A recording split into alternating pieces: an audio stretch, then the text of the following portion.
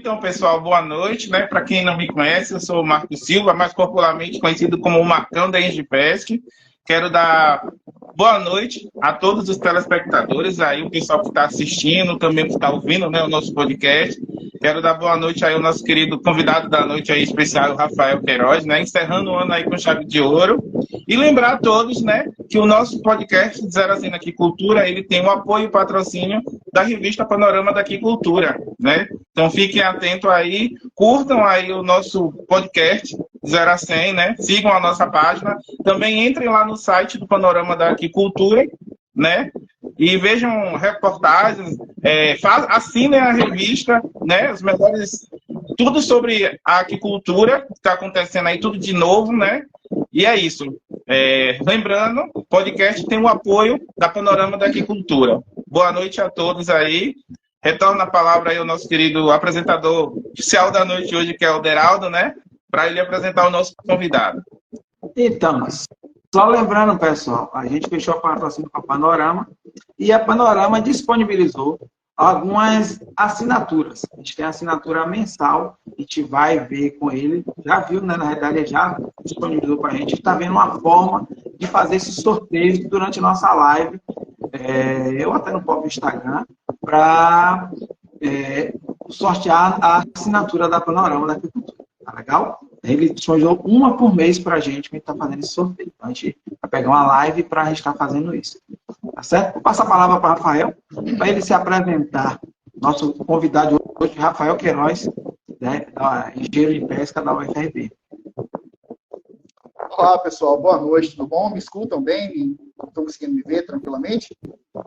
Maravilha. Primeiramente, agradecer pelo convite. É uma satisfação muito grande estar aqui com vocês nesse momento, poder tentar passar um pouco do conhecimento, né, dessa linha que é tão interessante, tão inovadora, né, que é o uso de farinha de inseto na nutrição de organismos aquáticos, em especial de camarões. Como o Deraldo falou, vou me apresentar um pouco aqui agora, para vocês me conhecerem um pouco, se familiarizarem comigo. Eu sou Rafael Queiroz, eu sou engenheiro de pesca, formado pela Universidade Federal do Recôncavo da Bahia. Também sou mestre em ciência animal, também pela Universidade Federal do Recôncavo da Bahia. E atualmente eu estou no 3º ano do doutorado em zootecnia na Universidade Federal da Bahia. A minha graduação e o meu mestrado foram na Federal do Recôncavo e o meu doutorado está sendo na Federal da Bahia, na UFBA. Eu, desde o início da graduação, venho trabalhando nessa parte voltada para a carcinicultura, né, e também para a carcinicultura em especial de água doce. E desde 2014, desenvolvendo alguns estudos voltados para a nutrição. Né? A minha graduação foi sob a orientação da professora Mariana Couto de Araújo. E no meu mestrado, eu fui orientado pelo professor Rodrigo Fortes e co-orientado pela professora Mariana. E no doutorado, a gente segue no mesmo sistema. Né? Eu sou orientado pelo professor Rodrigo Fortes e co-orientado também pela professora Mariana. Então, a gente vem desenvolvendo esses trabalhos voltados para a nutrição, comportamento alimentar de camarões, né? Sempre nessa linha, buscando coisas novas, algo inovador, algo promissor, e sempre pensando no que pode ser feito, no que pode ser desenvolvido para o futuro. Né? Porque hoje já é uma realidade, mas e o futuro? O que é que nos aguarda daqui a alguns anos, algumas décadas? Então, eu vou trazer um pouco sobre essa temática que é muito interessante, muito relevante, quando a gente pensa na agricultura mundial. Então, o Rafael falou um pouquinho da carreira dele. Fala um pouquinho dos trabalhos que você desenvolveu ao longo desse período aí de mestrado, da graduação, mestrado e agora no doutorado, para a turma já ir sintonizando, né, já ir sentindo o que a gente vai estar falando nessa live. Pronto. Então, pessoal, eu desenvolvi durante a graduação. Obviamente, quando a gente entra no laboratório, a gente acaba se envolvendo com tudo, né, e com muito. Então, eu acabei participando de vários projetos, acabei participando desde projetos voltados à pesquisa, né, até projetos voltados à extensão, implementação de tanque-rede, associação de pescadores e tudo mais. Voltando ao laboratório, voltando à pesquisa, como o Deraldo perguntou, eu já desenvolvi estudos, né, com o meu comitê de orientação. Isso na graduação, voltado para diferentes fontes de carboidratos na dieta do camarão da Amazônia, por exemplo. Foi um dos estudos que foram desenvolvidos. Uso de probióticos e seus métodos de aplicação também, né, na carcinicultura, né, avaliar qual a melhor forma. Né? Nós temos um probiótico que ele é descrito pelo fabricante, pelo método de aplicação A, B ou C. Tá, mas e qual método é mais eficiente? É aplicar ele na água, é aplicar ele na ração, os dois em conjunto? Como é que funciona isso? Então, nós desenvolvemos esse estudo também. Já no meu mestrado, nós desenvolvemos o estudo da parte comportamental, né, a nutrição associada ao comportamento alimentar do camarão da Amazônia, né, analisando diferentes níveis de proteína na dieta, um nível baixo e um nível alto, obviamente sempre associado à ingestão do alimento e ao ritmo circadiano do animal. Né? Nós trabalhamos com fotocélulas infravermelho que registravam o momento que o animal se alimentava. Nós tínhamos um coxo alimentador, que a ração ficava no alimentador, e um infravermelho. Quando a gente conseguiu inferir que ele consegue aprender a se alimentar, a se autoalimentar. Então, o camarão ele é capaz disso. Então, sempre que ele sentia fome, ele passava pelo sensor, a ração caía no alimentador, no coxo alimentador, ele ia comer, a gente quantificava esse consumo e o horário dessa alimentação era registrado no software, que geram gráficos de comportamento. E agora, no doutorado em especial, eu estou trabalhando com a farinha de insetos, né? São vários experimentos que vão estar sendo desenvolvidos com várias espécies. Né? Nós terminamos o primeiro experimento com a farinha de larvas da mosca soldado negro, né? A Black Soldier Fly. E eu não posso deixar de fazer a menção ao nosso amigo José, que foi quem fez o experimento em parceria comigo, o experimento que envolve o meu doutorado e o mestrado dele. Né? Foi uma parceria muito boa, nós conseguimos resultados bem satisfatórios. Né? Esse foi o primeiro experimento com a BSF. Nós estamos realizando o segundo experimento já para o próximo ano. A gente não sabe no segundo semestre, ou se no primeiro semestre de 25, já não utilizando mais a mosca soldado negro, mas utilizando a larva de besouro, né, que o pessoal chama de larva de besouro, ou besouro da farinha, que é a larva do tenébrio. Então, também para avaliar a qualidade de carne, como é que fica a qualidade da carne do camarão, ele se alimentando com essa nova fonte proteica. Então, a gente está seguindo nessa linha aí, ano que vem, agora fazem 11 anos, né, que eu estou trabalhando já nessa linha de camarão. Então, pegando esse gancho aí, né, você já falou um pouquinho do trabalho aí, sua carreira, o histórico, né, dos trabalhos desenvolvidos que você vem fazendo aí. José aqui que trabalhou com o Guaramum? Isso, ele mesmo. Ele ficou até de entrar na live, ele até me respondeu hoje, falei com ele hoje pelo WhatsApp. José tem um trabalho muito interessante. Não sabia que ele tinha trabalhado com você, mas ele tem um trabalho muito interessante aqui com a questão do Guaramum. E é um apaixonado. A gente até fala que ele é o homem do Guaramum aqui na região. Tá? Então, aproveitar, deixa, né, entrar nas perguntas que a gente tinha fechado para começar o nosso podcast. Qual seria o contexto da utilização da farinha de inseto na nutrição de camarão hoje? Então, Deraldo, Marcos e os telespectadores. Primeiro, quando a gente pensa em proteína, né, quando a gente pensa na farinha de inseto, quando a gente pensa no inseto, nós estamos pensando em fonte proteica, né? Primeiro ponto.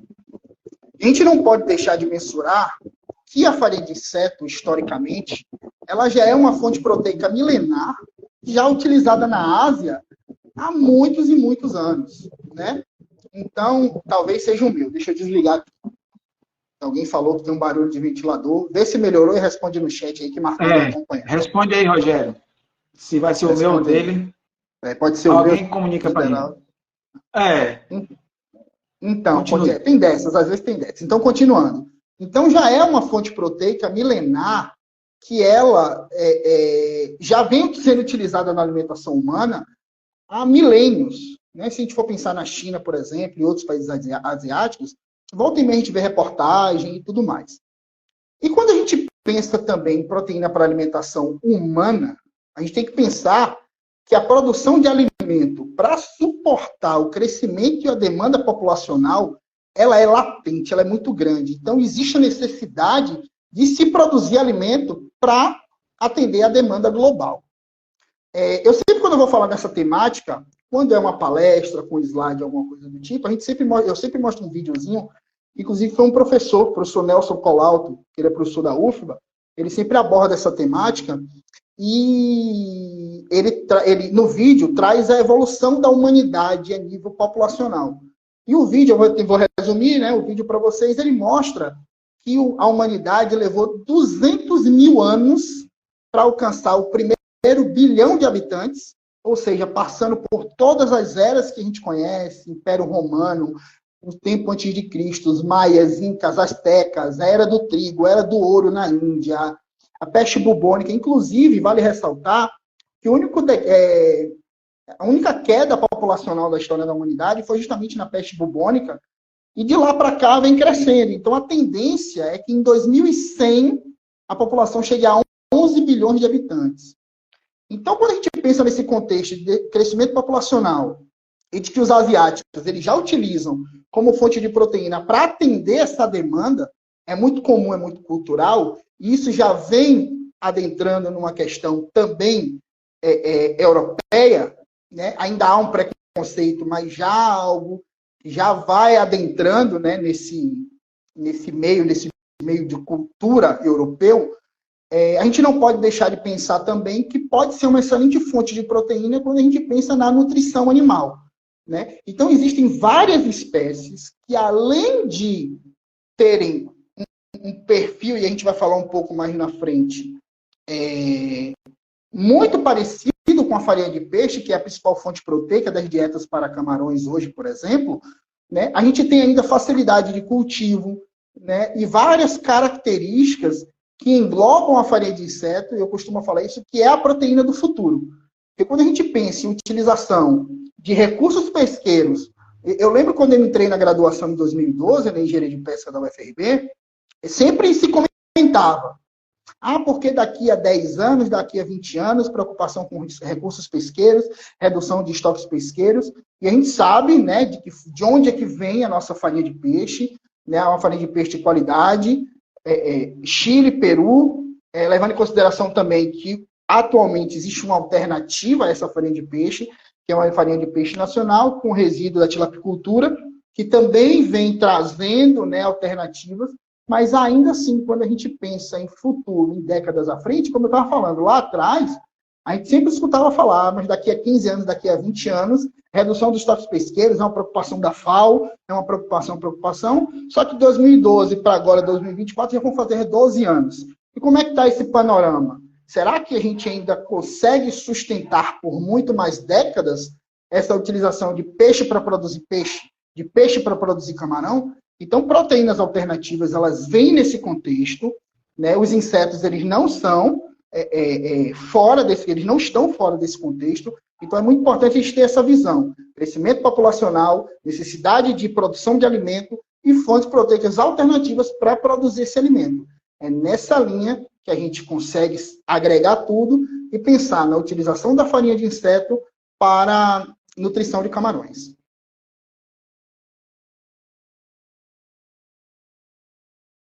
Pronto. E aí, pessoal? Tá surgindo as perguntas aqui, viu? Estão botando aqui nas caixinhas, Marcão. E vai anotando o pessoal vai jogando aí. Pessoal, vocês podem jogar aqui na conversa que o Marcão tá pegando.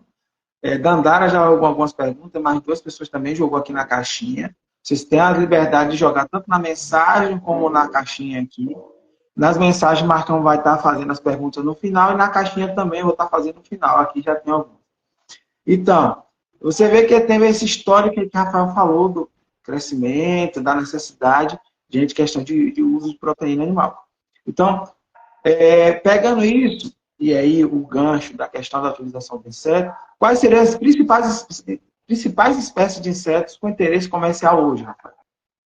Pronto, então, o que acontece? Quando a gente pensa, né, nos insetos, a gente sabe que é uma infinidade de espécies, né? Mas quando nós pensamos ao longo dos anos, os estudos que vêm sendo desenvolvidos, né, dentre as várias espécies de conhecimento, antes de falar um pouco das espécies, uma coisa que eu não sei se todo mundo tem esse conhecimento, né, talvez seja algo tudo muito novo para todo mundo, mas assim, ó, eu vou tentar falar de uma forma bem simplificada aqui, a nível de ciclo de vida dos insetos, aqui, rapidamente.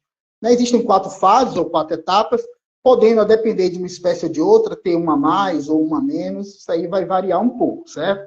Mas quando a gente pensa ciclo de vida de uma forma geral, nós temos o ovo, a larva, a pupa e o inseto adulto. Como eu falei, algumas espécies podem ter a pré-pupa e tudo mais. Então, pensando no ciclo de vida, é um ciclo de vida relativamente curto, né? Algumas espécies podem chegar ali a 21 dias, entre 14 a 21 dias, dependendo da espécie. Então, é um ciclo de vida relativamente curto, e esse ciclo de vida faz com que esses animais eles sejam favoráveis a cultivo, justamente como fonte proteica alternativa. Então, quando a gente pensa nos insetos, né, ou nos insetos como fontes proteicas alternativas, eu vou trazer algumas espécies para vocês aqui, mas, assim, nós sabemos que é uma infinidade de espécies. Eu vou trazer as que são mais estudadas, ou que têm o maior apelo comercial, né, ou que têm mais resultados que podem concretizar algo, pensando justamente em estabelecer essa fonte proteica como uma alternativa à farinha de peixe. Então, nós temos, talvez, a mais conhecida, né, não a nível cultural ou empírico, digamos assim, né, porque eu vou falar mais uma no final, que com certeza eu acho que todo mundo que está aqui na live conhece, né, mas isso aí eu vou deixar para o final. Mas nós temos hoje a mosca soldado negro, ou Black Soldier Fly, que é a BSF, que é uma espécie que é Hermetia illucens, que ela é um inseto mais estudado na nutrição de camarões. Existem diversos estudos que apontam a mosca soldado negro como uma excelente alternativa e uma excelente fonte proteica para a nutrição de camarões, na alimentação de camarões. Então, nós temos a mosca soldado negro, nós temos também o besouro da farinha, como eu falei, ou a larva da farinha, que também é conhecido, né, como larva da farinha, que ele é o tenebro molitor, que ele é o segundo grupo de inseto mais estudado, certo? Então, nós temos também a mosca doméstica, que é ou conhecido também como mosca caseira, que é a mosca doméstica. Interessante que eu estava dando uma palestra há um tempinho atrás, bem recente, e perguntaram, né? Ah, Rafa, essa mosca doméstica é a mosca de casa? Sim, sim. Só que tem um detalhe. Essa mosca doméstica que ela é fornecida na nutrição animal, ela é uma mosca cultivada dentro de uns padrões sanitários. E a gente sabe muito bem, né, o que é que ocorre com a mosca que circundam aí casas, ruas, etc. Então, a gente tem que sempre pensar também, pessoal, num padrão sanitário, certo? Nós temos aqui, com certeza, talvez a mais conhecida de todas, que todo mundo já escutou falar, que é o bicho da seda, ou também conhecida como a larva da mariposa, espécie Bombyx mori, né, que além de ter uma excelente fonte proteica e de outros nutrientes, né, uma excelente fonte nutricional, ela também tem uma importância e relevância muito grande, né, principalmente na Ásia, por conta da produção da seda. Né? Então, existe também essa possibilidade de nós termos a Bombyx mori como uma fonte proteica alternativa e com excelente perfil. A gente vai falar um pouco mais na frente. Né? E talvez a espécie, assim, ou o grupo que cause mais aversão ou mais preconceito, digamos assim, né, que é a Anophoeta cinerea, que é a barata cinérea ou barata salpicada. Né? E antes da gente dar seguimento, né, nessas 5 espécies, é muito importante vocês terem uma percepção que cada espécie dessa, ela vai ter um perfil diferente e dentro da mesma espécie podem ocorrer do cultivo ser realizado em épocas do ano diferentes, com substrato diferente, em uma densidade diferente, e cada característica do cultivo, certo? Ela vai conferir a essa espécie um perfil nutricional diferente. Então, se eu utilizo, por exemplo, um substrato A, vou pegar aqui, por exemplo, a mosca soldado negro. Se eu utilizo um substrato A, ela vai ter um perfil nutricional A. Se eu utilizo um substrato B, ela vai ter um perfil nutricional B. Um C, e por aí vai. Então, isso vocês também têm que ter em mente. Que não só, é porque a mosca soldado negro, eu vou cultivar ela, eu vou ter um melhor perfil nutricional. Não. O cultivo ele tem que ser feito de forma adequada, e aí eu não vou entrar nas questões relacionadas a cultivo, porque não é propriamente a minha área, né? Eu não sou da entomologia, digamos assim, né? Eu sou engenheiro de pesca com a nutrição aplicada, utilizando a própria farinha, né? Mas ainda assim a gente acaba estudando, se aprofundando em algumas coisas, e a gente tem essa percepção de que as referências, né, os estudos mostram que diferentes formas de cultivo, sazonalidade, temperatura, o substrato, como eu comentei, eles vão influenciar no perfil nutricional dos insetos. E aí, da gente prosseguir, deixa eu fazer um outro comentário. eu cheguei até a citar na palestra, que foi o seguinte, acho que 1 ano, mais ou menos, vai fazer 1 ano, se já não fez, eu tive a possibilidade de conhecer um produtor aqui no município de Cruz das Almas, do Insetário Belmonte. Se eu não estou enganado, é Júlio o nome dele. Se eu não estou enganado, não. O nome dele é Júlio, sim. E aí nós estivemos lá, inclusive, Deraldo, eu estive lá com o Zé e com a professora Norma, o professor Leopoldo, eles nos levaram para conhecer lá a produção dele. E quando a gente chegou lá, eu tive a possibilidade de comer a larva, óbvio que é desidratada, não é viva, certo, gente? Então, assim, vocês não se assustarem. Eu tive a possibilidade de comer a larva da moça do soldado negro, que é a espécie que a gente está trabalhando agora. A gente encerrou os experimentos com essa espécie, agora a gente vai começar com a larva de tenébrio. E tive a possibilidade de comer também a larva de tenébrio. E eu vou dizer uma coisa a vocês, a forma que ele preparou. Eu lembro que eu cheguei na casa dele e estava um cheiro maravilhoso. E ele estava preparando, ô Dandara, eu também tive essa percepção do ECA, sabe? Mas é muito bom.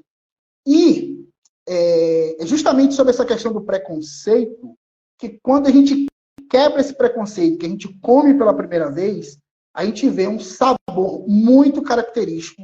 E se vocês tiverem a possibilidade de comer, vocês vão achar um sabor muito parecido com o crustáceo. Vocês vão achar muito, muito parecido mesmo.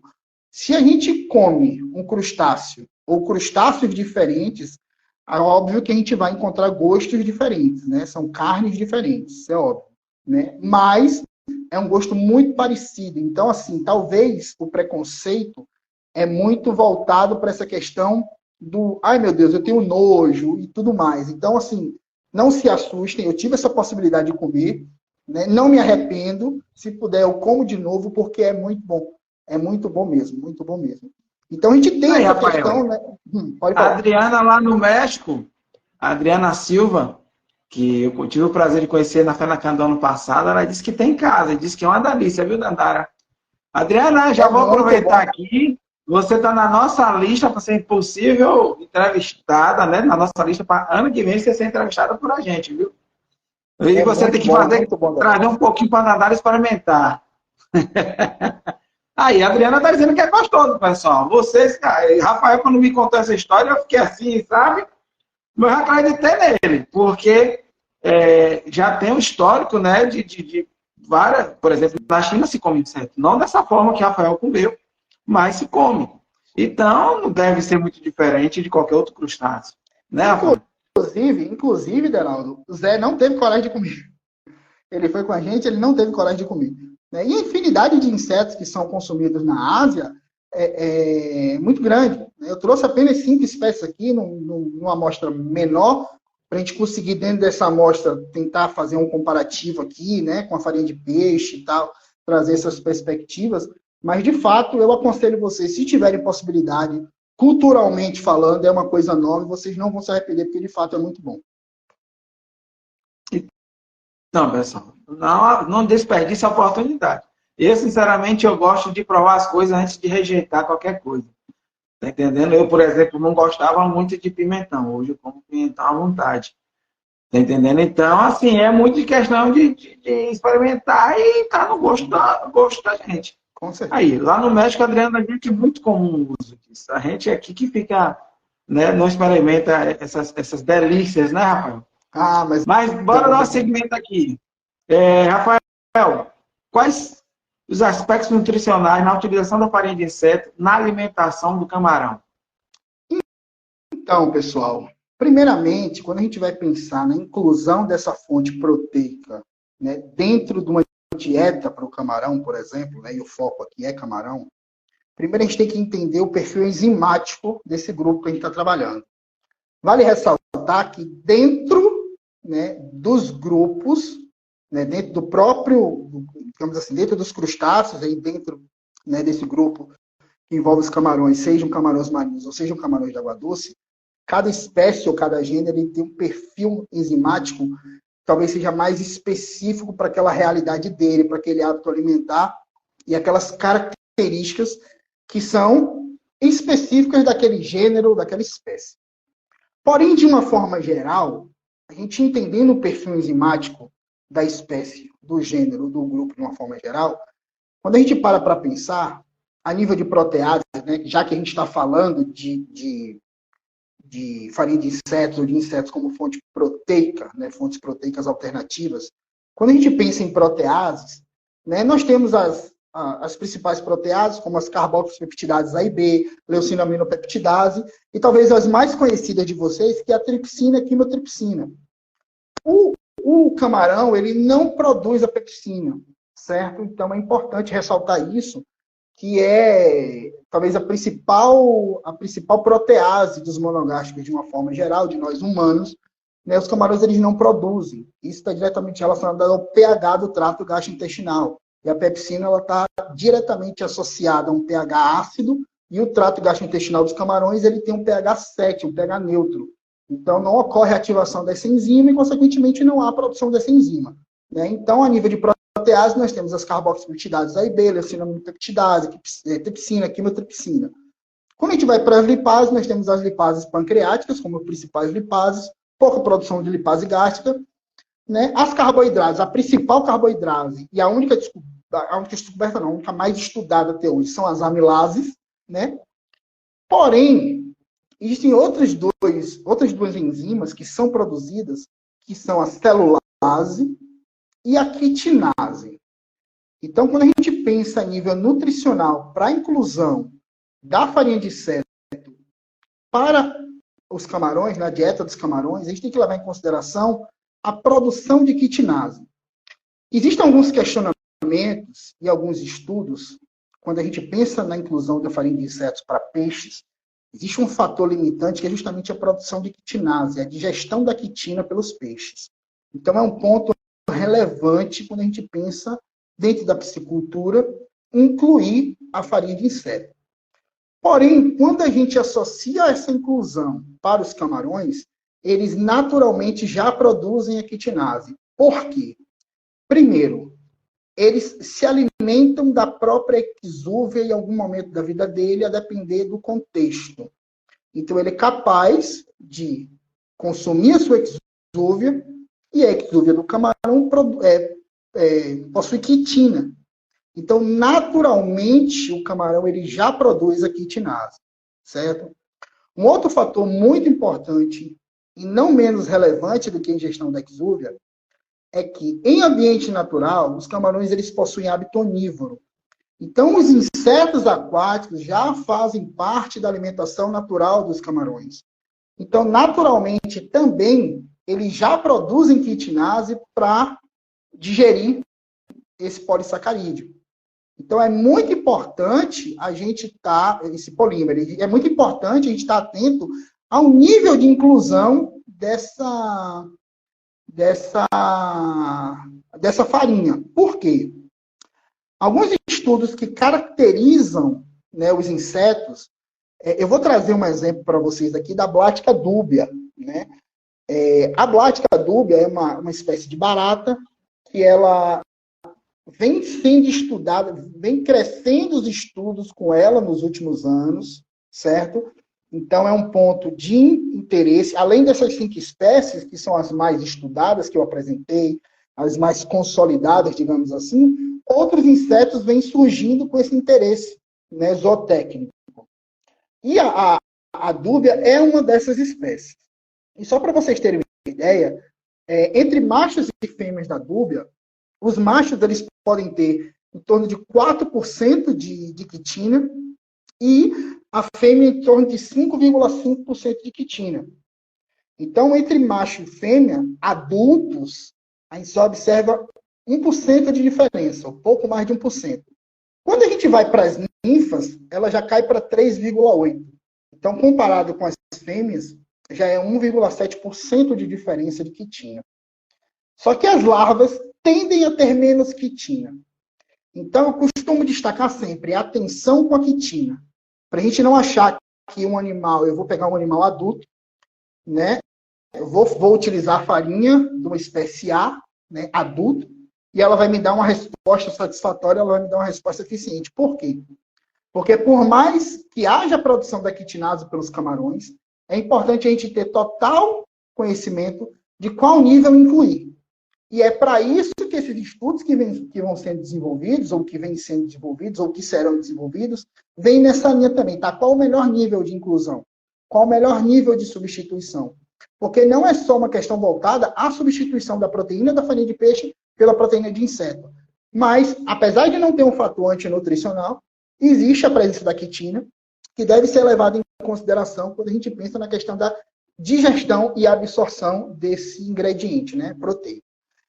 Então, pensando nisso, né, grande parte dos estudos são voltados para o uso de larvas de inseto. Então, a larva do tenebro, a larva da mosca soldado negro, a larva do bicho da seda, a larva das baratas, né, no caso da barata cinérea, da barata dúria, né, da mosca doméstica e tudo mais. Por quê? Porque além de possuir um excelente perfil aminoácidico, certo? Um interessante perfil de ácidos graxos, ela também é fonte de vitaminas e minerais. Vale ressaltar, como eu falei anteriormente, cada grupo ele vai ter ali o seu perfil relativo àquela espécie e a forma que aquela espécie ela foi produzida. Então, quando a gente pensa fonte proteica, né, aspecto nutricional, nós temos a farinha de peixe. A farinha de peixe ela vai ter em torno ali de 55% de proteína bruta, né, podendo ter um pouquinho mais, um pouco menos, dependendo da qualidade da farinha. E a principal fonte animal, né, a farinha de peixe. E nós temos a principal fonte vegetal, que é o farelo de soja. Mas quando a gente pensa em substituição da farinha de inseto, a gente tem que levar em consideração que é uma substituição de uma fonte proteica animal por uma fonte proteica animal. Nós estamos pensando em algo para o futuro associado a uma produção sustentável. Então, o uso de uma farinha de inseto vai ser sempre relacionado à substituição da farinha de peixe. Pode ter substituição de outras fontes proteicas? Pode. Porque existem outras fontes que são utilizadas, farinha de carne e osso, farinha de pênis e outras fontes proteicas. Mas a nível sustentável, o ideal é farinha de peixe. Quando a gente pensa na farinha de peixe, assim, de uma forma bem geral, são valores que podem variar também. Então, a gente tem que ter em mente que são valores que podem oscilar, se depende da época do ano, da forma de processamento e tudo mais. Mas, de uma forma geral, por exemplo, a farinha de peixe ela possui lisina de 7,91%, olha só que interessante. Metionina de 3,02%, triptofano de 1,18% e treonina de 4,37%. Por que eu estou citando esses 4 aminoácidos? Porque são os principais aminoácidos que estão limitantes no crescimento e desenvolvimento em resposta produtiva dos camarões a nível de desempenho. Então, nós temos lisina, metionina, triptofano e treonina. Então, quando a gente pensa em perfil aminoacídico, aí tem que levar em consideração sempre as características desse perfil voltado para esses aminoácidos. Então os outros serão descartados? Não. Mas se esses estiverem com deficiência, com certeza a resposta produtiva ela não vai ser eficiente, certo? E aí a gente vai dizer, mas é culpa da farinha. É culpa da farinha, não. É culpa de quem formulou a dieta, é culpa de quem pensou no uso da dieta, no nível de inclusão, sem respeitar os níveis aminoácidos que são exigidos pelas espécies. Então, quando a gente pensa no perfil aminoácido da farinha de peixe, em especial esses 4 aminoácidos, por exemplo, se a gente for comparar a lisina, por exemplo, da farinha de peixe, que é de mais de 7, com da mosca soldado negro, que é de 6,6, são valores muito próximos, são valores muito parecidos.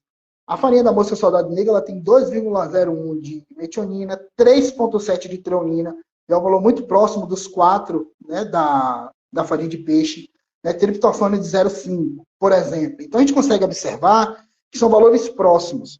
Seria muito complicado nós estarmos pensando na utilização da farinha de insetos, né, de uma forma geral, não de uma espécie em específico, se nós fôssemos levar em consideração que a farinha de peixe ela tem 7% de lisina, 7,6% de lisina, e uma mosca em específico tem 1% de lisina.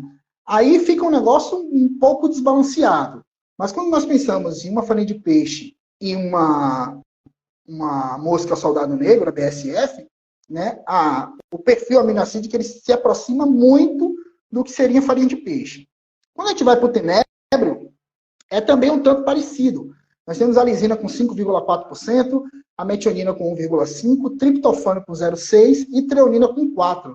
Observe que o valor de treonina para o tenebro é um pouco maior do que para a mosca soldado negro.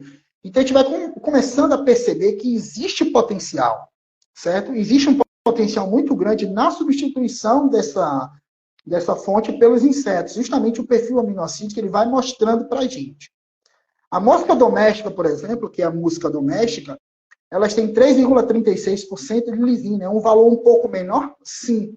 Mas também é uma produção mais rápida, uma produção mais sustentável do que outros grupos de insetos.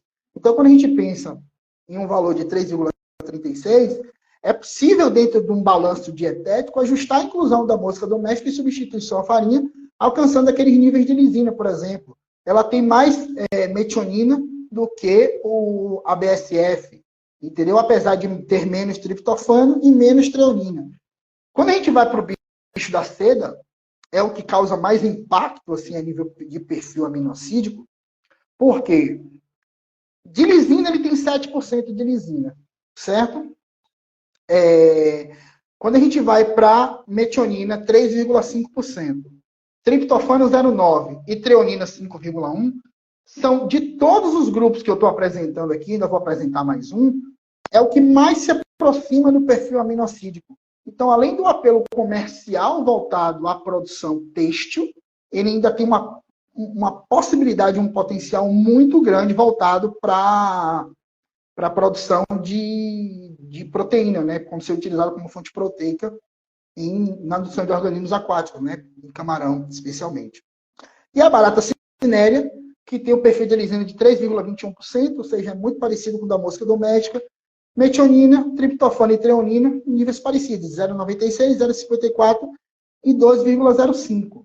Né? Então, é importante a gente ter essa visão de que é uma fonte proteica que tem um perfil aminoácido interessante, que tem um perfil aminoácido parecido, não só interessante para a espécie, porque ele, por si só, ele atende às exigências, né? Desde que uma dieta formulada de forma adequada e de forma correta, ele vai atender às exigências.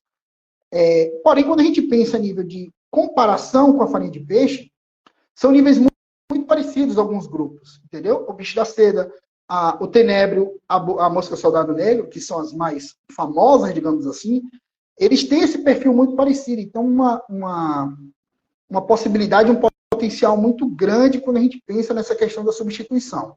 Então, eu vou voltar a palavra para o Deraldo para a gente seguir esse bate-papo, mas vocês conseguem perceber que a nível nutricional é pensar, só recapitulando, entender o perfil enzimático, entender qual o nível de inclusão adequado e depois a escolha da espécie, né, baseado naquele nível que foi determinado. Perdão. Escolher a espécie primeiro, né, e aí depois a gente vem com o nível de inclusão, baseado nas características nutricionais da espécie. Rafael, pelo que eu entendi, cada família, né, de inseto, vamos assim dizer, ela tem um perfil, né, de aminoácido. Então, vai ter um perfil também de proteína bruta diferenciado. Seria isso. Então, além de ter esse perfil do próprio inseto, a cama que você vai estar produzindo inseto também vai influenciar nessa questão aí desse perfil. Então, de acordo com o uso do inseto, se for para alimentação animal, como a questão de camarão, principalmente, a gente está falando de camarão, mas também pode ser usado para a questão de alimentação de peixe, na substituição de farinha, né, de proteína, tem que ser observado tudo isso quando você vai para uma escala industrial. Não é isso que você tem a demanda industrial. Não é isso? Então, tem uma Dandara fez uma pergunta relacionada a isso, mas eu vou deixar no momento das perguntas. Eu vou pegar o gancho do que eu falei aqui, dessa questão da escala industrial, e qual seria a aplicabilidade da farinha de inseto hoje, né? A aplicabilidade industrial da farinha de inseto hoje. Pronto, vamos lá, pessoal. É uma dúvida que todo mundo tem, é algo que todo mundo pergunta. Inclusive, eu só não vi quem perguntou, eu vi subindo aqui a mensagem, eu vi que uma pessoa fez alguma pergunta relacionada a isso, acho que o Marcão já anotou aí para depois estar fazendo. Alguém fez essa pergunta aí. O que acontece, pessoal? Quando a gente pensa a nível mundo, a coisa ela é muito mais avançada do que no Brasil, certo? No Brasil ainda é algo muito inicial, muito incipiente ainda, algo bem engatinhando ainda, certo? Isso eu estou falando Brasil. Mas quando a gente pensa em mundo, já existem fábricas, né, bem consolidadas em países da Europa que já estão visando utilização da farinha de inseto, certo? Em dietas para pets. E nós sabemos que os pets é um mercado gigantesco. Então, para a empresa, né, na Europa, está pensando em utilizar, né, a farinha de inseto, aí eu estou falando em escala industrial, né, como o Deraldo perguntou, é porque existe essa possibilidade. Só que é como eu falei, existe uma realidade Europa, Ásia e outra realidade Brasil. Aqui, ainda não. Mas quando a gente pensa no resto do mundo, além de ser possível e viável, certo? A gente tem que levar em consideração que estudos precisam ser desenvolvidos, também analisando a viabilidade econômica da inclusão da farinha aqui no Brasil, na produção brasileira, né, a nível de comparação. Quanto é que custaria, por exemplo, isso, entendeu? Porém, como eu disse, lá fora já é extremamente viável, já existem grandes fábricas, grandes produtoras, já incluindo essa fonte proteica, não em sua totalidade, mas em sua parcialidade, na alimentação de pets. Então, a gente vê que é um mercado muito, muito, mas muito promissor mesmo. Então, pessoal, você vê aí que a farinha de inseto tem um potencial gigantesco. A Rafael deu uma aula aí pra gente, nessas perguntas de propósito. A gente casou umas perguntas de uma forma que tivesse uma crescente até chegar a vocês terem um entendimento que a gente precisaria que vocês tivessem. Até porque a gente estava trazendo um tema novo, né? A gente teve um professor da UFC, se eu não me engano, Alberto Nunes, na FENACAN desse ano, dando a palestra sobre isso. Eu estava vendo, por um acaso, eu fui pesquisar alguma coisa e aí lembrei que tinha essa apresentação, eu fui buscar lá e ele estava falando sobre o uso dessa farinha de inseto, sobre a mosca saudável negra, que é muito interessante. Quem tiver interesse lá no site da FENACAN, as palestras estão todas disponíveis. Se você chegar lá e baixar as palestras se tiver interesse. Tá certo? Vamos abrir agora o espaço para Marcão tá falando, né, Marcão? É isso aí, Deraldo. Não para mim tá falando, né? Eu vou fazer aqui, trazer as perguntas do pessoal, né? Deixou aqui a caixinha aqui, várias perguntas. Mas antes eu quero, mais uma vez, agradecer e lembrar a todos que o nosso podcast de 0 a 100 tem um patrocínio da Panorama da Aquicultura, né? Sigam lá a página da Panorama da Aquicultura, do podcast de 0 a 100, né? Façam suas assinaturas com os melhores conteúdos sobre aquicultura no Brasil e no mundo, Panorama da Aquicultura. Parabenizar o Rafael, né, por essas falas aí maravilhosas aí, né? Tudo que é novo, e ele tem um trabalho muito bom, posso dizer isso porque fomos até colegas de laboratório, né? E aproveitar também a deixa, mandar um abração aí para nossa querida orientadora, professora Mariana Cutolo, que foi sua orientadora. Foi não, né? Continua sendo nossa orientadora, eu sempre falo isso, né? Excelente profissional. Então, mandar aquele abraço. E aí, Rafael, a gente tem aqui algumas perguntas, né? E eu vou começar com 2 perguntas que eu acho que são bem legais. E, ao mesmo tempo, também, eu acho que você já falou um pouco, mas você pode resumir e responder as 2 perguntas. Que é uma pergunta do Felipe, né? Felipe Júlio 9, que ele dá aqui boa noite, e ele pergunta se já existem fornecedores a nível industrial na América do Sul ou em outras geografias. Aí, aproveitando a deixa, a Aqualins, né, o Luiz, nosso querido apresentador aí também do Zero, ele fala, tendo como base que as matérias-primas devem ter perenidade e principalmente volume de ofertas para indústrias, como você vê o potencial da farinha de insetos para abastecimento das fábricas? Então, obrigado pelas perguntas, né? Pessoal, quando a gente pensa, vou tentar responder as 2 em uma só. Quando a gente pensa em escala industrial, aqui no Brasil é algo que ainda está engatinhando, certo? Está engatinhando, é algo bem inicial, né? As perspectivas, elas são iniciais. Mas ao nível mundo, por exemplo, como eu citei na Europa, já existe sim, fornecedores em escala industrial. Tanto que eu citei o caso de fábricas que já estão dentro do planejamento para incluir essa fonte de insetos como proteína para PET. Certo? Então, existe esse planejamento, e se existe esse planejamento, é porque tem quem forneça.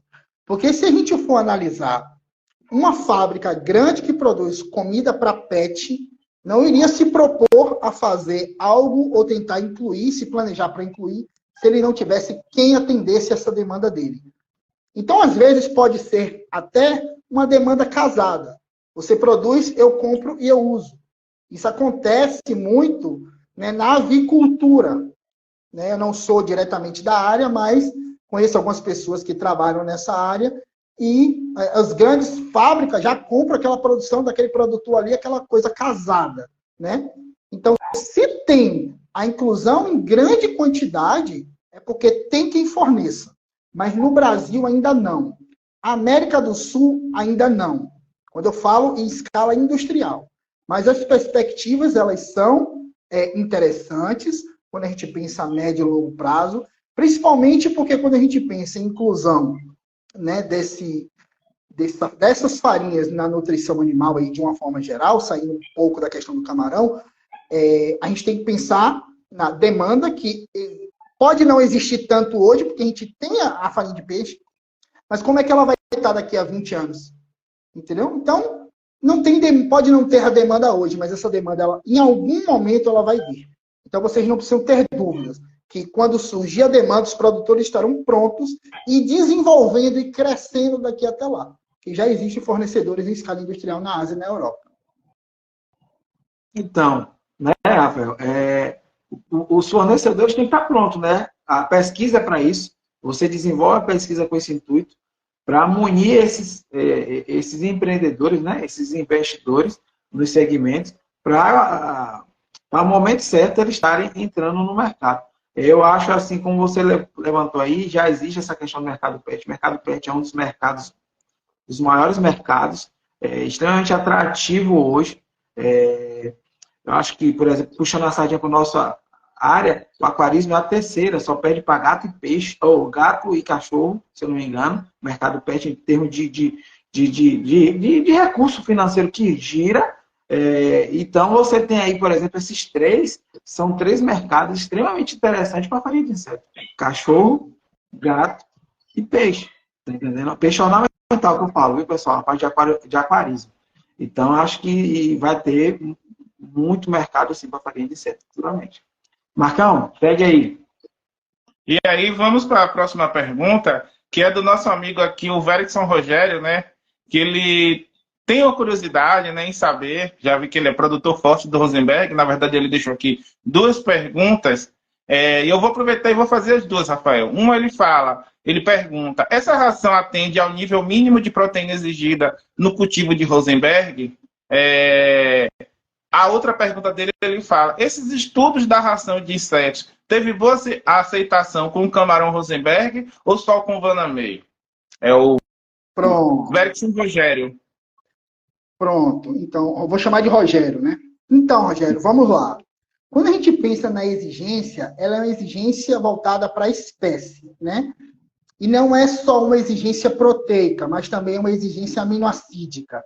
Então, a gente não pensa só, exige 35, por exemplo, a etapa de crescimento final do Rosenberg, exigência de proteína de 35%, por exemplo.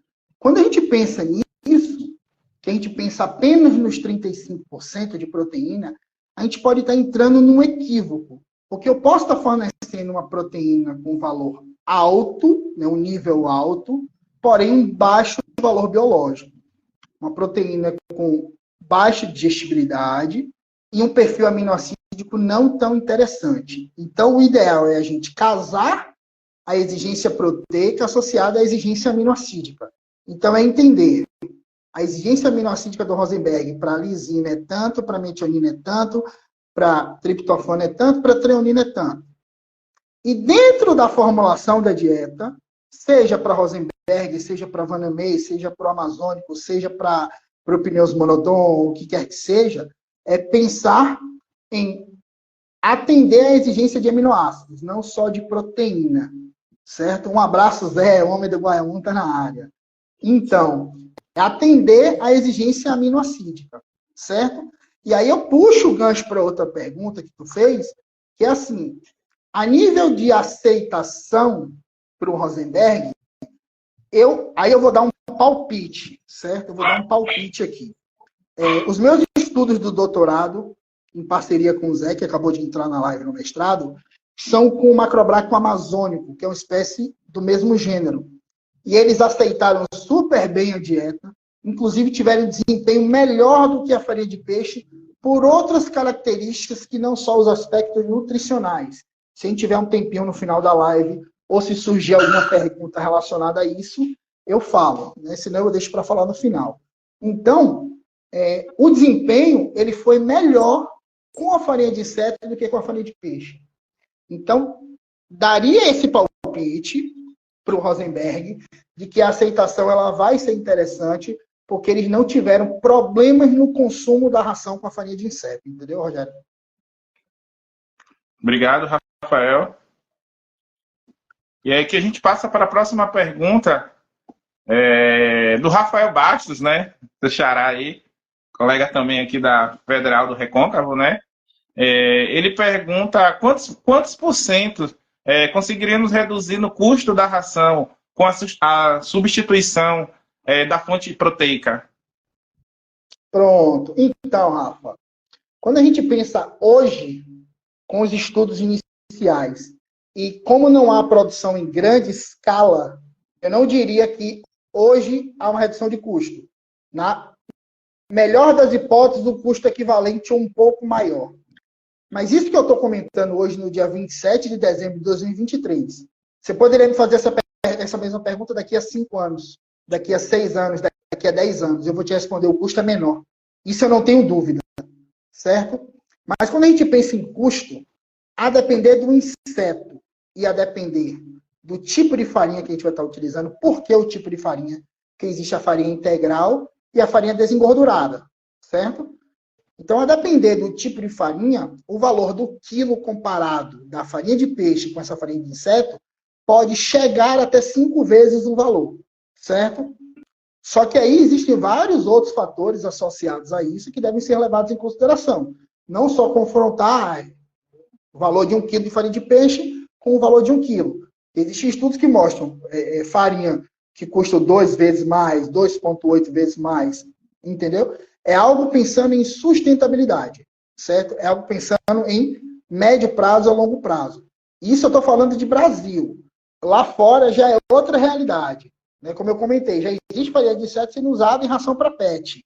Então isso deve ser, essa distinção ela deve ser bem clara, porque às vezes a gente acha que no Brasil é uma realidade, mas quando a gente vai ver lá fora é outra coisa que dentro muda, é completamente diferente. Então hoje a viabilidade ela ainda é um pouco mais cara, sim. Porém, daqui a 5 anos, daqui a 6 anos, 10 anos, com certeza a realidade será outra. Rafael, Obrigado. Pegando o seu gancho aí, rapidinho, Marcão, se já existe algum estudo relacionado, você falou que na sua pesquisa com a Dizer, você teve com o Amazônico, você teve um desempenho melhor que a farinha de peixe. Existe algum estudo já na Ásia, vamos assim, que os caras lá realmente estão na frente da gente, na questão de desempenho, usando a farinha de inseto? Se já tem alguma coisa indicando que o desempenho com a farinha de inseto é melhor? Mesmo buscando a sustentabilidade, já tem algum indicativo se esse tem um desempenho melhor? Vamos lá, Deraldo. A gente vai achar uma infinidade de estudos com diversas espécies de camarão e diversas espécies de insetos, certo? Então, eu vou pegar, por exemplo, o Lithopineus vanamei e o Macrobrachium rosenberg, né, que são as duas espécies mais produzidas, marinho e água doce aqui no nosso país. Quando a gente pensa nessas espécies, existem estudos que mostram que, tanto para uma quanto para outra, o inseto vai melhorar o desempenho, certo? E estudos que vão mostrar que não vai ter diferença significativa. E estudos vão mostrar que, alguns estudos vão mostrar não, alguns estudos mostram que é melhor, outros mostram que não tem diferença e outros mostram que a farinha de peixe é melhor, certo? Só que hoje, quando a gente pensa em desempenho, isso tanto para o Rosenberg quanto para o Vandermeer, só que quando a gente pensa em desempenho hoje, só pensar em desempenho é algo muito, mas muito superficial. Certo? Quando a gente pensa, vai desempenhar? Vai. Ótimo. Só existe uma série de fatores atrelados ao desempenho que são tão importantes quanto o próprio desempenho. Por que eu estou falando isso? Eu até comentei. Deixa eu ver se alguém dá uma deixa e eu faço um comentário. Nesse estudo, e óbvio que vários outros estudos, eu vou citar um agora, não vou me recordar o autor, mas eu tenho as referências, caso alguém queira, pode me procurar depois, pega meu contato com o Deraldo, ou na marcação do podcast aí, eu estou 100% à disposição de vocês. Um estudo que avalia o uso de um composto da hemolinfa da mosca soldado negro, que é chamado defensina, que é um peptídeo antimicrobiano, certo? E ele é capaz de reduzir a carga microbiana de patógenos no camarão, certo? Então, olha só que interessante. Desempenho. Se o desempenho ele for 10% menor e a farinha reduzir carga de patógeno, melhorar a resposta imune, expressão gênica mais satisfatória. O que é que o produtor vai preferir? Ter 10% de desempenho com animal não tão saudável ou 10% de desempenho a menos com animal mais saudável num volume produtivo melhor? Quando eu falo melhor, qualidade. Então, a gente não deve se apegar apenas a desempenho. Desempenho é algo superficial. É a primeira coisa que a gente avalia. É a ponta do iceberg. Quando a gente vai aprofundar, são muitas e muitas coisas envolvidas nesses processos. Então, como eu comentei, né? Eu estou citando um exemplo de um estudo. O estudo dessa referência que eu comentei. O estudo meu e dizer agora, que foi meu doutorado e o mestrado dele, o uso da farinha de mosca, além de melhorar o desempenho, ainda reduziu em mais de 90% a carga de víbrio no hepatopâncreas e no intestino dos camarões. Então, olha que resultado fantástico. Entendeu? Então, não só preocupação com o desempenho. Não se preocupem apenas com o desempenho. Porque o desempenho é a primeira resposta que o produtor quer. Mas quem se preocupa apenas com o desempenho está cometendo uma falha gigantesca. A sanidade e a saúde dos animais são tão importantes quanto o próprio desempenho do animal. Marcão, segue aí. É verdade isso aí, Rafael, que você falou, né? E às vezes, né, mesmo tendo um ótimo desempenho, um simples falha na sanidade pode colocar toda a produção a perder. Sim. E a gente tem mais perguntas aqui, mas antes eu queria, mais uma vez, lembrar vocês, né, que a nossa live tem o apoio da Panorama da Aquicultura, né, nosso patrocinador. A gente tem perguntas aqui na caixinha, mas eu vou aproveitar e vou fazer uma pergunta aqui do chat que está aqui, que é do Manual da Aquicultura, né? Deixa aqui uma pergunta, onde ele fala aqui: boa noite, Rafael, né? O grilo vem crescendo como fonte de alimento vivo, visando a repulsa sobre os insetos. Qual seria o nível em comparação com a farinha de peixe? Pronto. Vamos lá. Só repete para mim quem perguntou. Aqui aparece para mim o Manual da Aquicultura. Eu não sei quem é que está atrás, mas seja bem-vindo, é um prazer, né? Ao pessoal da Manual da Aquicultura aqui participar da nossa live. Uma satisfação aí, um abraço ao pessoal do Manual da Aquicultura. Obrigado pela pergunta. Então, de fato, o grilo é um animal, um inseto que ele vem crescendo muito, certo? E quando eu destaquei na apresentação aqui, né, nas perguntas, essas outras 5 espécies, por que eu não incluí o grilo? Por conta do perfil aminoácidico. Ele vem crescendo para consumo humano e ainda precisa de desenvolvimento de mais estudos voltados para a alimentação e nutrição de camarões. Certo? Então, quando a gente pensa no grilo para alimentação humana, inclusive quando eu falei lá no início da live, sobre a questão do crescimento populacional, da alimentação dos asiáticos, né? O uso dos insetos e tudo mais, o grilo ele já é algo muito comum, já é algo muito bem consolidado, estabelecido na alimentação oriental. Só que para a alimentação de camarão, a gente ainda precisa aprofundar um pouco mais para esse animal em específico. Não que não tenha potencial, ou não que eu não acho que é viável, eu não estou falando isso. Eu acho que a gente precisa desenvolver mais estudos, porque ele é interessante para consumo humano. Mas e para a nutrição de camarões? E para a nutrição animal? Então, os estudos eles são desenvolvidos justamente para responder essas perguntas. Entendeu? É satisfatório? Vamos testar? Desempenha. Melhora a resposta imune. Então, vamos adotar. Então, é muito nessa linha. Entendeu? Obrigado, Rafa. E aqui a gente tem, né? Vamos chegar aqui na nossa caixinha aqui, as perguntas da nossa querida Dandara, né? Essa apresentadora aí que hoje está de folga, está descansando, mas está sempre aqui ativa com a gente. Mandar um abraço aí para Dandara. E aqui a gente tem aqui, né? Algumas perguntas eu vou te fazer. Ela pergunta digestibilidade aproximado do quilo da farinha de inseto. Pronto. Vai fazer mais ou eu vou responder uma por uma? Aqui, aí ela acrescenta, mesmo a inclusão da farinha de peixe, qual o nível de proteína bruta da farinha de inseto? Pronto, vamos lá. Vou começar pela segunda. Eu vou começar pela segunda. Então, e tem essa também, Marcão, o custo aproximado do quilo da farinha de inseto. E é porque Dandara fez uma sequência de perguntas, Rafael. Pronto, entendeu? Vamos lá. O quilo. Uma farinha de inseto com uma boa qualidade hoje pode estar custando entre 20 a 25 reais o quilo. É um valor relativamente alto se comparado à farinha de peixe. Falando de uma farinha de boa qualidade. Certo? 20 a 25? Então, isso. É um valor relativamente alto quando a gente pensa. É óbvio que a gente vai achar mais barato. Certo? A gente acha. Isso vai variar um pouco da espécie, né, e do perfil nutricional. Essa é a primeira pergunta. Qual a composição proteica? Isso vai variar muito também.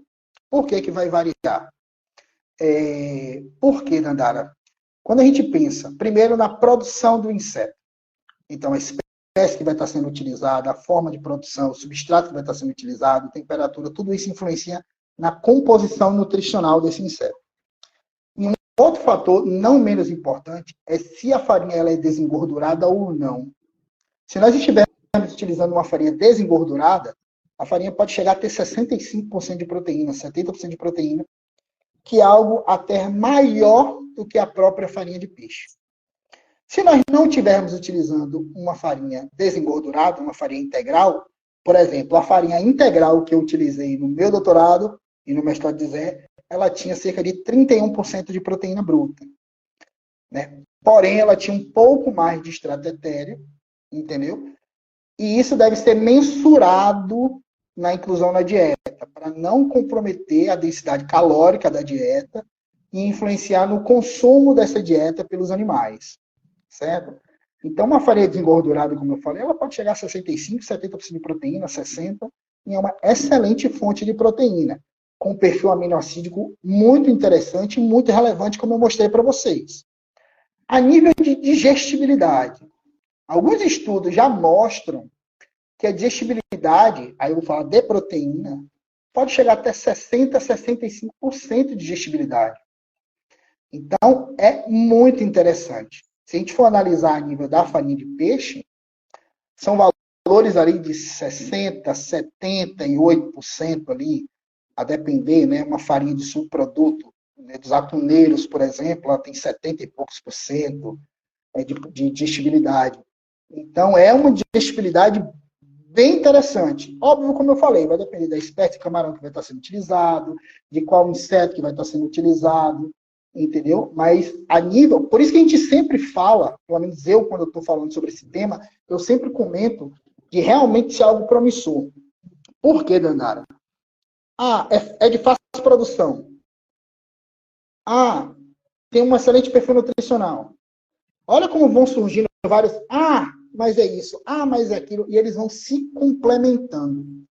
Se fosse algo que surgisse e a gente dissesse assim, não, tem um excelente perfil nutricional, mas a produção é extremamente difícil. Ou então a produção é difícil, não tem um perfil nutricional, mas tem uma boa digestibilidade.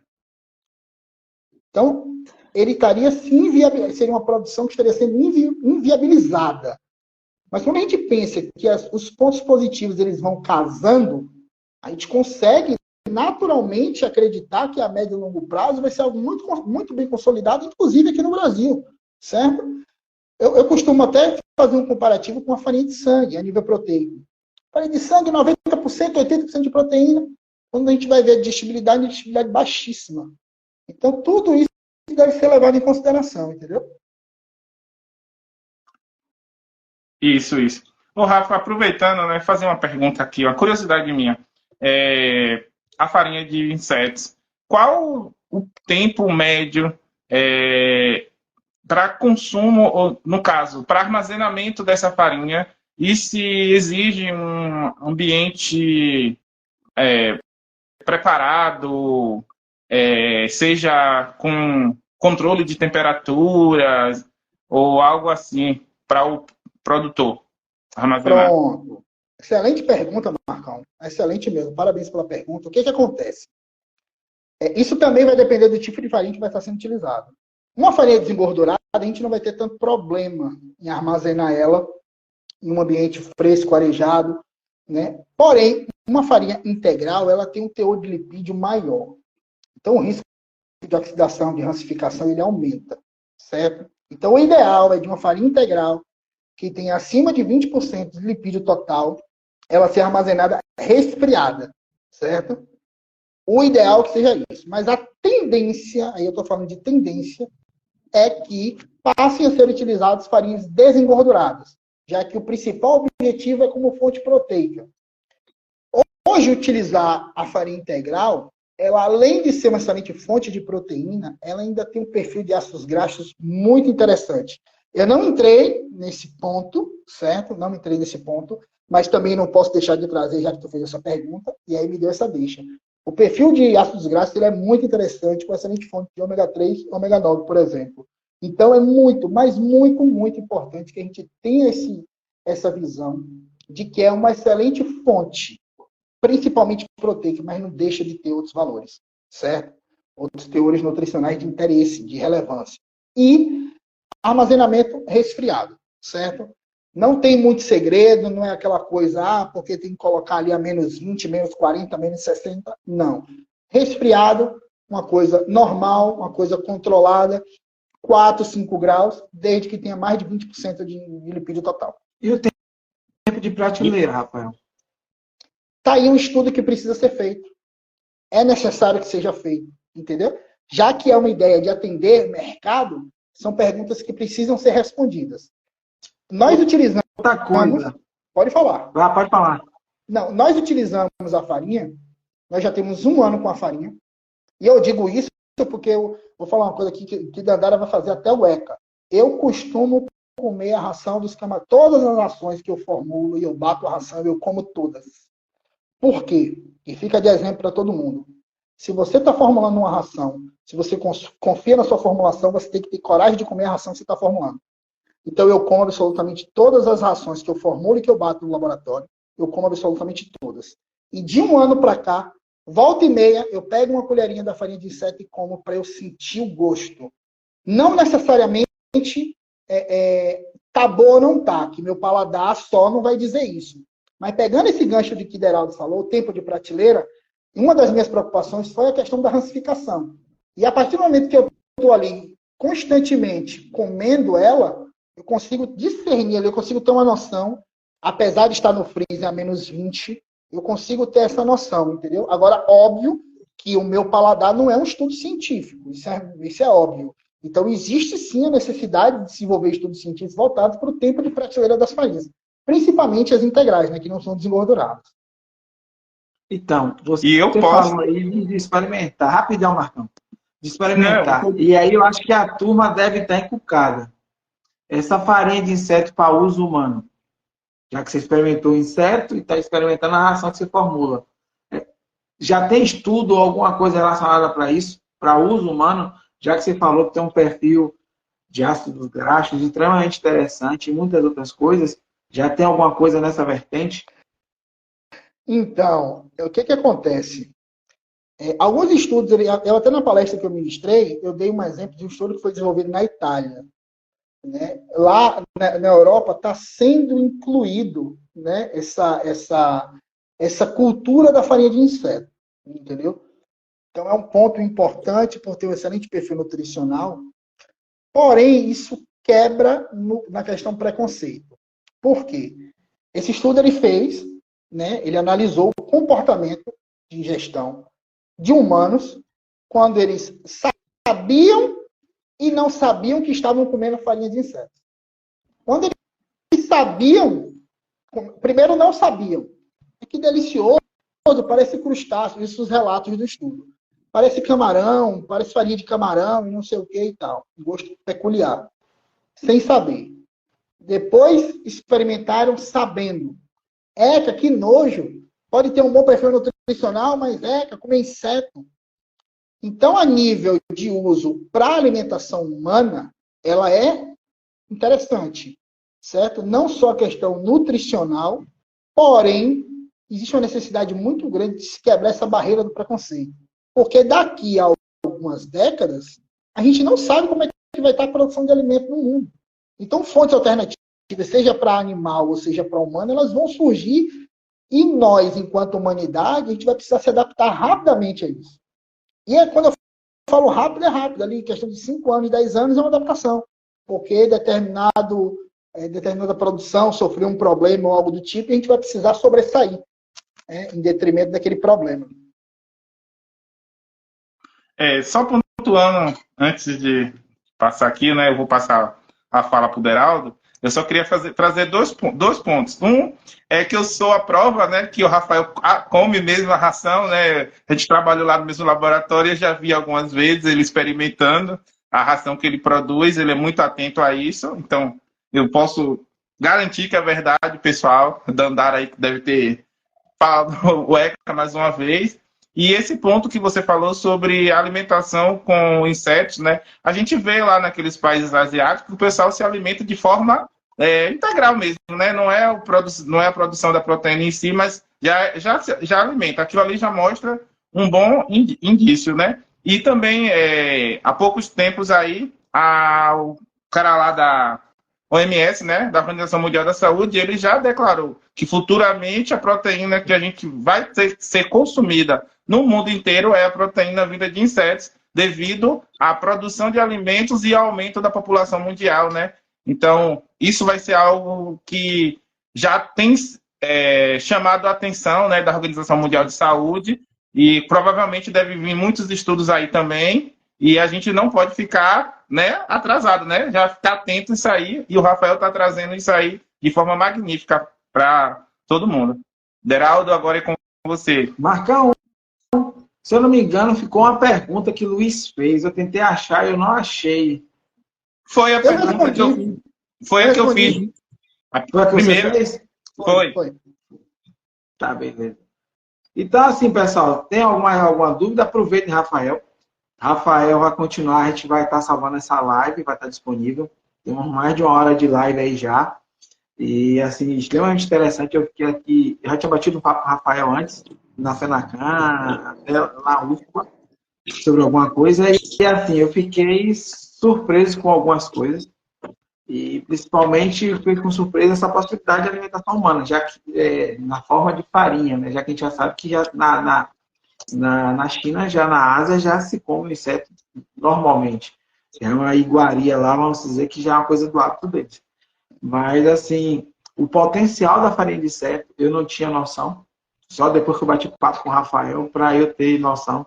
E é tanto que a gente conversou com ele na Fenacan. Quem tiver curiosidade, tá a entrevista dele lá no nosso Instagram. No nosso Instagram tá a entrevista de Rafael.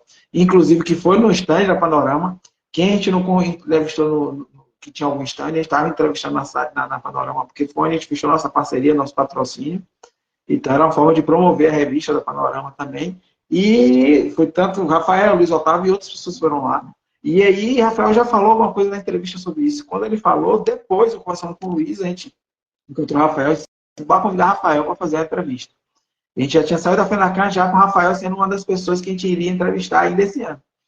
Tinha os meninos da Corac, que foi 15 dias atrás, que a gente entrevistou eles, né? E Rafael seria as duas pessoas, vamos assim dizer, que foi com a Corac e com a outra empresa Júnior, que a gente entrevistou semana passada, né? E Rafael surpreendeu porque, assim, é um assunto que está crescendo e ninguém está tratando. Aí, quando eu vi que Alberto Nunes, que é um dos maiores pesquisadores hoje na engenharia de pesca, estava pesquisando sobre isso, eu disse, olha, é uma live extremamente interessante para a gente trazer.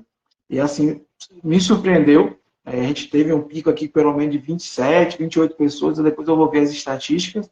Espero que a gente tenha passado as outras. Mas, assim, um tema extremamente interessante. Algumas pessoas já mandaram mensagem para mim dizendo que, não poder, porque tinha algum compromisso, mas que depois iria assistir, perguntando se iria ficar gravado. E tenho certeza que muita gente vai estar tirando dúvida no nosso Instagram ou diretamente com você, Rafael. O nosso podcast agradece a sua participação, a sua contribuição. Tenho certeza que você vai ser demandado em outros momentos, que você tem um rol de conhecimento bacana, que eu já batendo papo com você perceber isso. Agradecer a Marcão aí pela ajuda né, na nossa live. Dandara assistindo aí. Luiz teve um compromisso de trabalho e não pôde estar acompanhando, mas estava aí, mandou algumas entrevistas, algumas perguntas, e assim, a gente continua à disposição.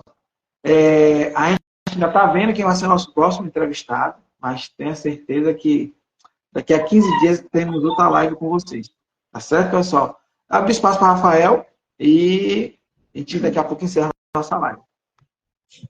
Então, pessoal, mais uma vez agradecer a Deraldo, a Luiz, a Marcos, a Dandara, né, ao podcast 0 a 100, pelo convite. Não posso deixar de fazer uma menção, como eu comentei no início, né? Estou comentando agora a Zé, né, que foi meu parceiro de estudo, né, foi envolver meu doutorado e o mestrado dele, né? E agradecer também ao meu comitê de orientação, que é o professor doutor Rodrigo Fortes, professora Mariana. Eu também não posso deixar de fazer duas menções honrosas aqui, eu deixei, de fato, para fazer isso no final dos agradecimentos, a professora Norma Barreto, né, e a professora Thaís Bilauba, que são duas doutoras, né, que são colaboradoras desse projeto, né, que a gente vem desenvolvendo com o uso de farinha de insetos na alimentação de camarões. Então, além do comitê de orientação, além da minha participação, né, que envolve minha tese de doutorado e a dissertação de mestrado de Zé, o Homem do Guaiamum, eu não posso deixar de fazer essa menção, esse agradecimento à professora Norma e à professora Thaís. Então, mais uma vez, pessoal, muito obrigado. Eu espero que eu tenha correspondido, eu espero que eu tenha conseguido tirar dúvida, esclarecer. Me coloco à disposição, como o Deraldo falou, no que vocês precisarem, eu sou uma pessoa de acesso tranquilo. Às vezes eu demoro um pouco de responder o WhatsApp, porque são milhões e milhões de mensagens, a correria do homem é coisa de doido, mas eu sempre dou um retorno, então o que vocês precisarem, eu estou sempre à disposição, viu, pessoal? Um abraço e muito obrigado mesmo, de verdade. Então, pessoal, a gente vai encerrar aqui. Agradecer a presença de Rafael, mais uma vez, de Marcão, e Luiz e Dandara aí no nosso suporte, que estão aí, né, no chat, e principalmente ao nosso patrocinador da Panorama da Agricultura, porque sem o patrocínio dele, a gente não estaria aqui fazendo isso para vocês. E em breve retornamos. Nossa live, a nossa previsão daqui a 15 dias. Tá? Daqui a 15 dias estaremos com a novidade para vocês aí. E siga nos acompanhando no Instagram, no LinkedIn e breve no YouTube com os vídeos que a gente vai estar lançando também. Tá certo? Qualquer novidade, estamos lançando aí. Um abraço para vocês. Feliz ano novo, né, Rafael? Feliz ano novo a você, feliz ano novo para o Marcão, para a Dandara, para todos que estão presentes aí, com muita paz, muita saúde, muita alegria e muito amor no coração, porque a gente tem amor, a gente corre atrás de tudo que a gente quer. Muito obrigado, pessoal. Boa noite. Tchau, tchau. Tchau, tchau, pessoal. Tchau, tchau. Tchau, tchau, pessoal. Feliz ano novo para todos. Feliz ano novo, Rafael. Feliz ano novo. A todos os telespectadores aí. Um abraço. Muito obrigado. Feliz ano novo, Luiz Dandara e mais. Tchau, tchau.